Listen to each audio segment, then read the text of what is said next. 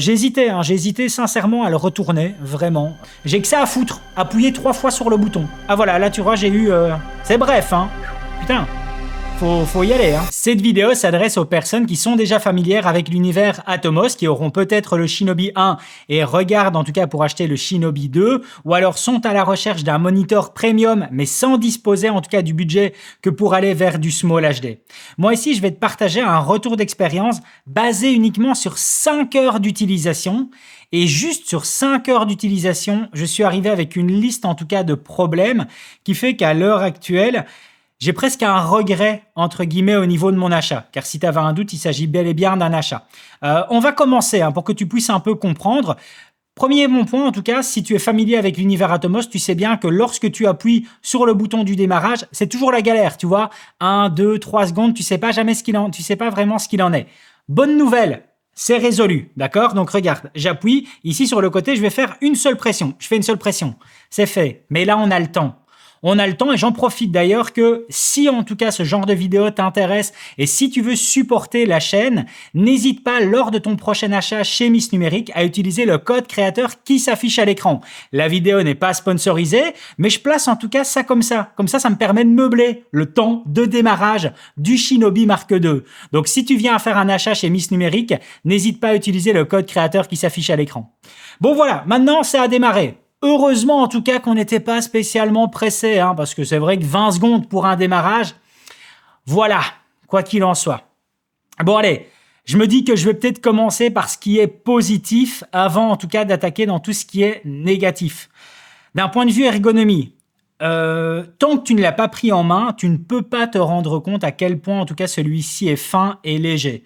C'est génial. D'un point de vue ergonomie extérieure, d'un point de vue ergonomie physique, ce qu'ils ont fait, moi je suis très fan en tout cas.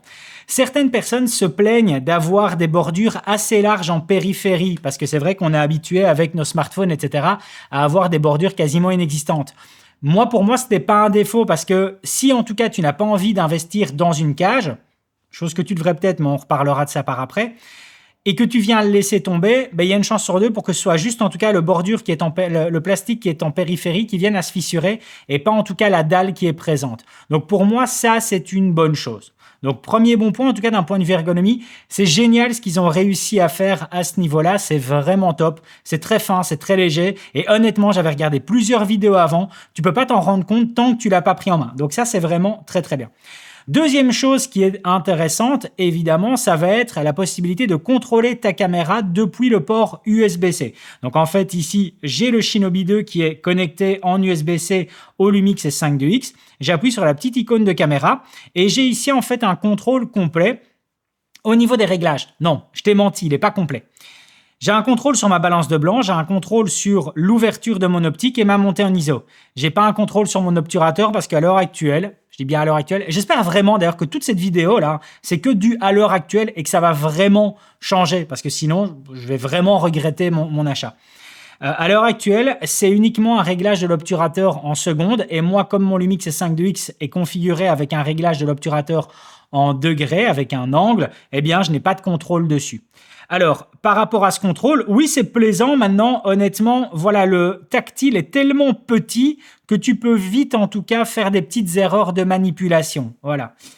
Par contre, il va y avoir un peu de mixité. Je vais essayer de faire un maximum de bonnes choses, mais il y a des mauvaises choses qui vont intervenir. On a le bouton d'enregistrement. J'appuie dessus. Il n'y a rien, on va regarder, ouais, voilà, attends, je vais désactiver ça. Voilà, tu vois, il n'y a rien qui est en périphérie, donc j'ai appuyé sur le bouton d'enregistrement. Est-ce que j'enregistre, est-ce que j'enregistre pas? Si, là, en fait, je suis en train d'enregistrer. Là, sur mon Lumix S5 2X, j'ai le cadre rouge, en tout cas, qui est apparu et qui me dit que je suis bel et bien occupé à enregistrer. Donc, je vais rappuyer dessus. Ah, j'ai rien eu. Attends, on va réessayer, attends. Je relance, je recoupe. Ah voilà, tu l'as vu?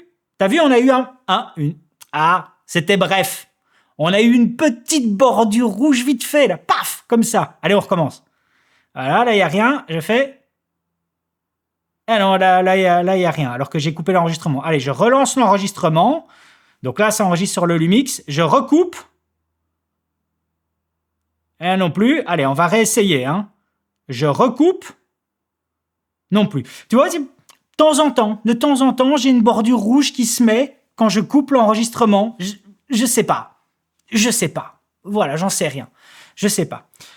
On a du touch focus, donc tu sais contrôler en fait ta mise au point en appuyant à l'endroit qui t'intéresse. Donc je vais réactiver le touch focus, j'appuie et là tu vois, j'ai mon transfert de points qui est activé. Donc ça fonctionne bien, ça fonctionne très bien, mais ça fonctionne très bien ici sur le Lumix S5 2X. J'ai eu des échos en tout cas d'utilisateurs Sony qui s'arrachent un peu les cheveux avec ça parce que c'est pas aussi bien pensé. D'autres par contre avec des utilisateurs Canon où ça va même encore plus loin avec tout ce qui est reconnaissance a priori de visage ou même au niveau de l'affichage. Voilà quoi. Donc moi, en tout cas, au niveau du touch focus, je suis content. Ça, c'est une bonne chose. Par contre, au niveau du contrôle, ici, ouais, voilà. Tu as vu ce qu'il en était. Hein. Si en tout cas mon LCD du Lumix S5 2X est fermé, je sais pas voir quand je lance l'enregistrement, parce que là, j'enregistre bel et bien, je le vois sur mon Lumix. Je rappuie là, hop. Ah voilà, là tu vois, j'ai eu... C'est bref, hein. Putain, faut y aller. Hein. Donc tu vois, problématique. Bon allez, je vais essayer de continuer pour voir ce qu'il en est. Autre défaut ici, donc au niveau de des informations que tu vas donner au Shinobi pour avoir justement un bon fonctionnement sur l'affichage, en tout cas des éléments liés au log de ta caméra. Tu as ici le réglage, donc le choix au niveau de la caméra et au niveau du log en question. Alors, de nouveau, c'est vraiment top parce que tu as toutes les caméras qui y sont. Du JV, tu as même du JVC. JVC encore dedans, etc. Mais t'as pas Blackmagic. Donc, si tu veux utiliser ton Shinobi, en tout cas sur une caméra Blackmagic, voilà. Ça fera beau dessus, mais ça s'arrête là. Je comprends pas, en tout cas, pourquoi est-ce que tu vas jusqu'à mettre du JVC et pas du Blackmagic. C'est un peu frustrant, voilà, c'est un peu frustrant. Comme tu peux le voir juste ici en périphérie de l'image, tu peux voir que j'ai le port HDMI qui est présent dessus. Tu as peut-être vu, en tout cas, dans la mise en scène de l'aspect commercial sur le Shinobi 2 que on avait un safety lock pour le HDMI. Le safety lock, en fait, il fonctionne qu'avec les câbles HDMI de chez Atomos. Donc, tu as bel et bien un élément supplémentaire que j'ai remis d'ailleurs sur la boîte. Hein. Tu as un élément qui vient à se visser. C'est bien fait, c'est bien pensé. Hein. Mais ça ne fonctionne qu'avec les câbles HDMI de chez Atomos. Donc, moi ici, comme c'est un câble HDMI Condor Blue, voilà, j'ai pas de safety lock. Voilà, c'est ce qu'il en est. Par contre, bon point, la position du port HDMI, c'est très bien en tout cas de l'avoir mis justement derrière. Ça, c'est génial. C'est une bonne chose. C'est plus logique en tout cas de l'avoir là derrière plutôt que sur le côté gauche ou droite. Je préfère de loin en tout cas l'avoir sur cette position-là. Surtout si tu viens utiliser par exemple ton moniteur en position verticale. Mais ça, on y reviendra aussi. D'accord ? J'étais dans les... j'étais toujours dans les avantages moi ici. Donc... il n'est pas énergivore, il bouffe pas beaucoup de batterie, ça c'est bien, et en plus il redistribue la batterie. Je t'explique. Le port USB-C sur lequel ton boîtier est connecté, il envoie aussi de la charge au boîtier. Donc là en fait mon Lumix S5 2X, il est alimenté depuis la batterie NPF via l'Atomos Shinobi. C'est super bien fait. Donc voilà, ça te limite le câblage. Donc en fait, le câble fait deux fonctions en une. Il fait contrôle de ta caméra et en même temps la recharge de ta caméra. C'est génial, voilà. Histoire de limiter le câblage, c'est très bien pensé. Moi, je suis très fan en tout cas de voir ça.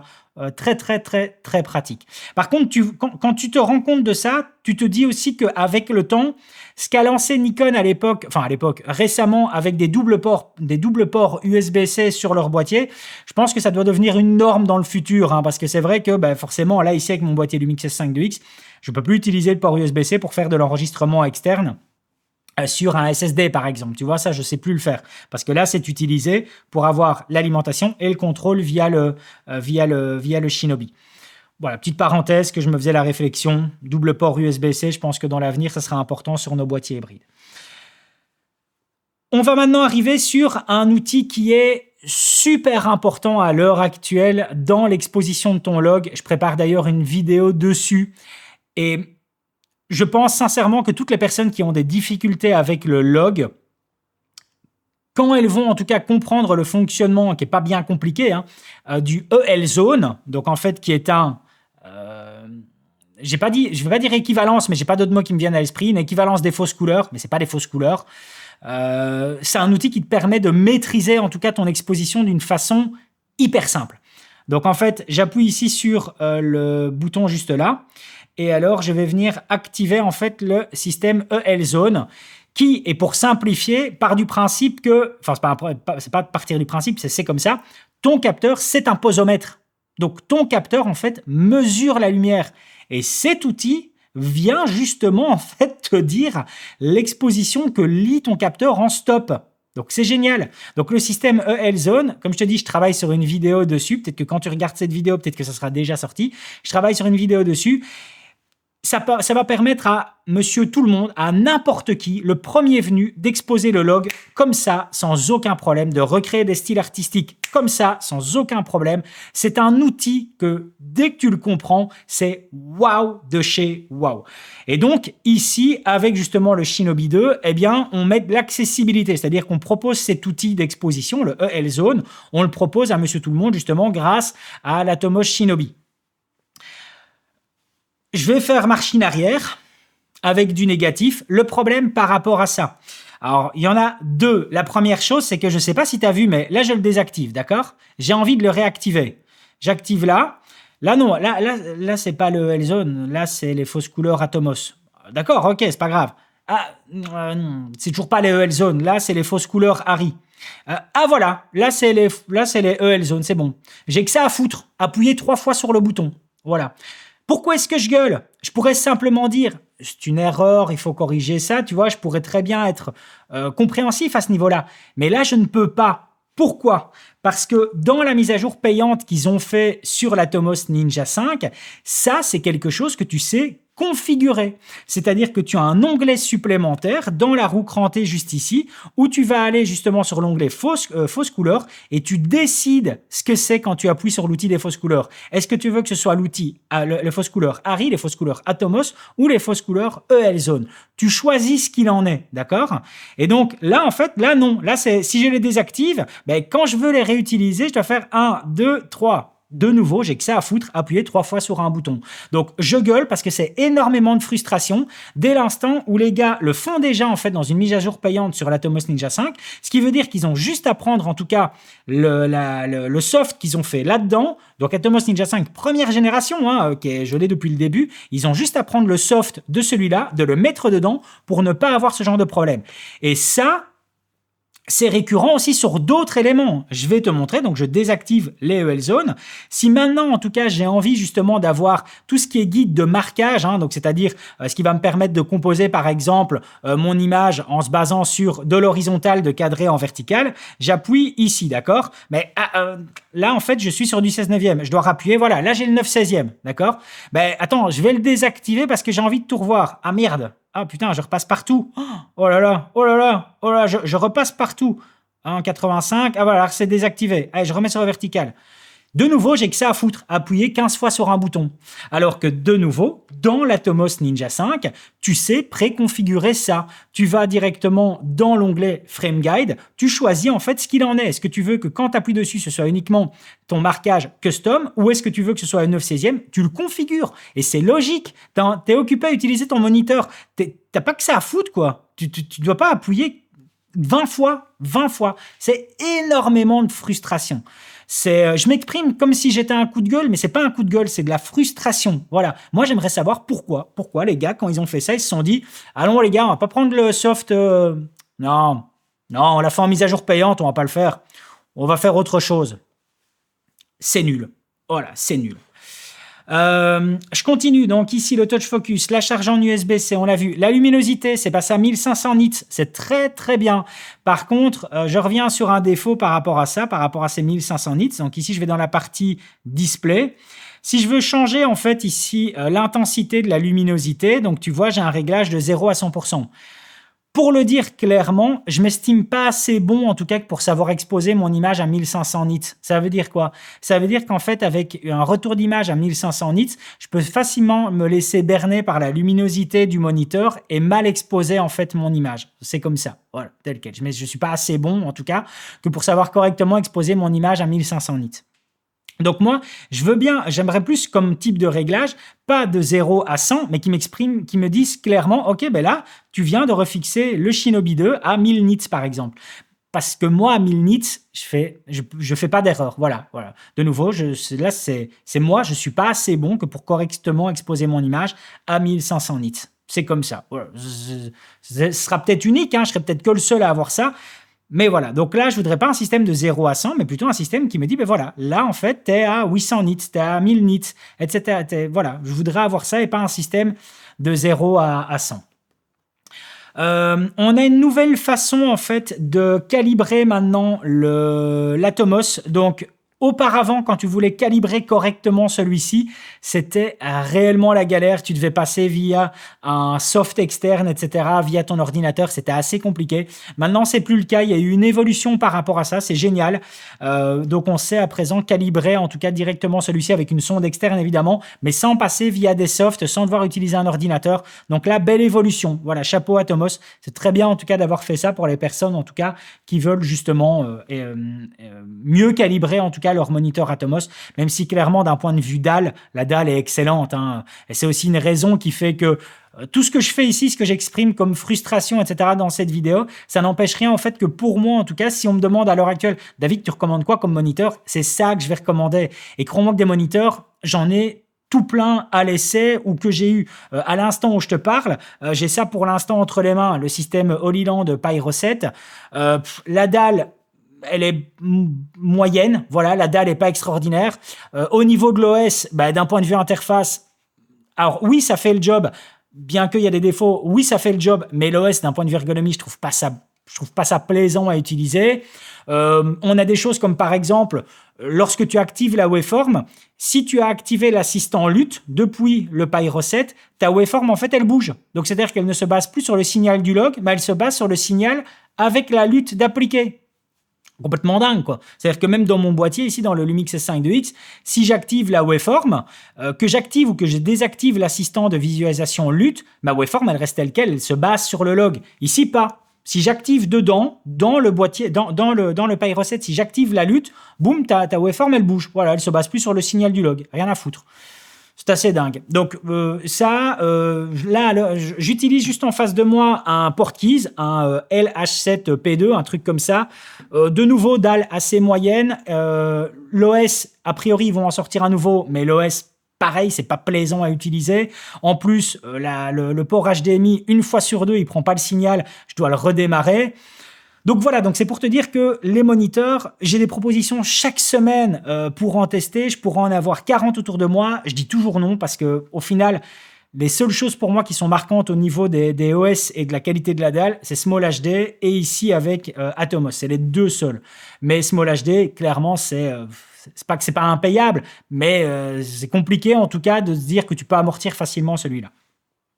Je continue. Donc ça, c'était en tout cas pour les aspects positifs. Donc le bouton Start, tu appuies une fois, ça s'allume. C'est très lent, mais ça s'allume, tu t'emmerdes plus. Par contre, le off, tu dois laisser ton doigt appuyé assez longtemps. L'ergonomie, il est très fin, c'est génial. Il n'est pas énergivore. Tu as du EL Zone en accessible, donc c'est accessible à tous. Ah oui, je t'ai pas redit par rapport au EL Zone. C'est vrai qu'on a un peu dérivé par rapport à ça. Je reviens dessus. Autre défaut que j'ai remarqué par rapport au EL Zone, tu regarderas ici en fait l'échelle, elle va de donc le EL Zone se base sur le fait que ton capteur devient un posomètre et donc il te dit tes différents paliers d'exposition. Donc par exemple en fait tout ce qui est ici en vert, eh bien est exposé, si on le regarde par rapport à la charte, il est l'équivalent à 1 diaph en dessous du gris 18% par rapport au Panasonic V-Log, donc au V-Log et au Vegamut. Donc il est 1 diaph en dessous, d'accord ? Ici, regarde l'échelle, tu vas de moins 6 à plus 6. Ça veut dire quoi? Ça veut dire 12 diaph. Mais le Lumix S5 2X, il n'a pas 12 diaph. On est sur 14 diaph de mémoire. Alors que de nouveau, si tu prends ici l'Atomos Ninja 5, je te mettrai aussi une photo à l'écran, tu as ton échelle de EL-Zone qui va de moins 8 à plus 8 pour 16 diaph. Voilà. J'ai fait des tests. Le gris 18% se positionne bel et bien sur l'un comme sur l'autre, mais n'empêche que là, d'un point de vue affichage, voilà, tu vois, tu vas de moins 6 à plus 6, c'est pas du tout cohérent. Alors que dans l'Atomos Ninja 5, tu vas de moins 8 à plus 8. Voilà. Et ça, c'est quelque chose que EL, c'est pour Ed Lackman si je ne me trompe pas, avait déjà parlé dans une vidéo que j'ai trouvée sur Internet où il disait que justement, quand ils ont introduit cet outil-là en tout premier sur les moniteurs Small HD, ils allaient directement le mettre à jour pour justement revoir l'échelle de mesure. Ben, en fait, quand ils l'ont fait sur la Tomos Ninja 5 avec la mise à jour payante, ça a directement été présent, tu vois, de -8 à +8, mais ici, non, de -6 à +6. Voilà, je comprends pas pourquoi. Donc le L-Zone qu'on a vu là, l'OS de façon générale, même si là il y a plein de choses que je comprends pas, en tout cas, comprends pas d'un point de vue ergonomie par rapport toujours à la Tomos Ninja 5, ça reste en tout cas pour moi l'OS le plus plaisant à utiliser, tu vois, ça reste le plus plaisant à utiliser, clairement. T'as de la charge en USB-C, la luminosité c'est génial jusqu'à 1500 nits pour une utilisation en plein soleil, mais j'aimerais avoir un réglage différent que en pourcentage. Nouvelle façon de le calibrer, le placement du port HDMI qui est bien et le fait qu'il est très fin. Dans les défauts, le temps de start, tu l'as vu, c'est une catastrophe. Alors, le touch focus qui va varier justement suivant les caméras, je t'en ai parlé. Pas utilisable pour les caméras Blackmagic. Pas vraiment de safety lock, je te l'ai expliqué au niveau du port HDMI. Donc ça fonctionne uniquement avec les câbles HDMI de chez Atomos. Alors, au niveau de l'ergonomie, on est en 2024. Si tu prends le système ici, le Pyro que j'ai juste à côté de moi, j'ai donc un pas de vis sur le bas, un pas de vis sur ici, un pas de vis là, et forcément, j'en ai pas sur le dessus vu qu'il y a l'émetteur en question. Vu que c'est un moniteur qui a la possibilité de faire transmetteur sans fil en même temps. Mais en attendant, pas de vis un peu partout. Tu vois, c'est logique, on est en 2024. Donc, ça veut dire que tu peux avoir besoin de positionner ton moniteur en position verticale.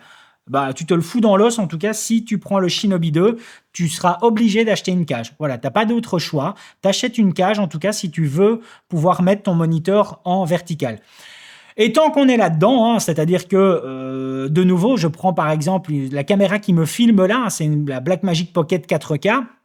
La Blackmagic Pocket 4K, si je la tourne en vertical, tous les menus se repositionnent en vertical. Tout se repositionne en vertical. Que ce soit les menus, que ce soit les affichages, tout se repositionne en vertical. C'est logique. En 2024, je crois qu'il y a quand même une bonne part de marché au niveau du contenu vertical. Là, rien à foutre.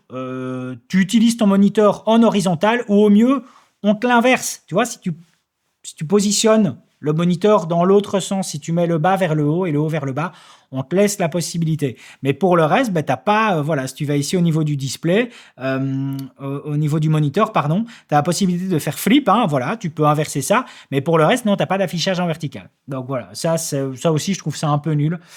On l'a vu juste ici, donc au niveau de la caméra, pas de contrôle au niveau de l'angle, au niveau de l'obturateur en angle, c'est uniquement sur de la vitesse. Le EL Zone, on l'a vu, il n'est pas à jour, donc problème à ce niveau-là, tu vas de -6 à +6 tout en sachant que je dois taper 3 fois sur le bouton. Autre chose qu'il n'y a pas dedans, ici en fait, c'est-à-dire que si tu vas dans la partie lutte, tu as la possibilité d'intégrer des luttes. Comment est-ce que tu les intègres? Tu les intègres via le port SD en fait, et la carte SD que tu viens à mettre dans la Tomos Shinobi.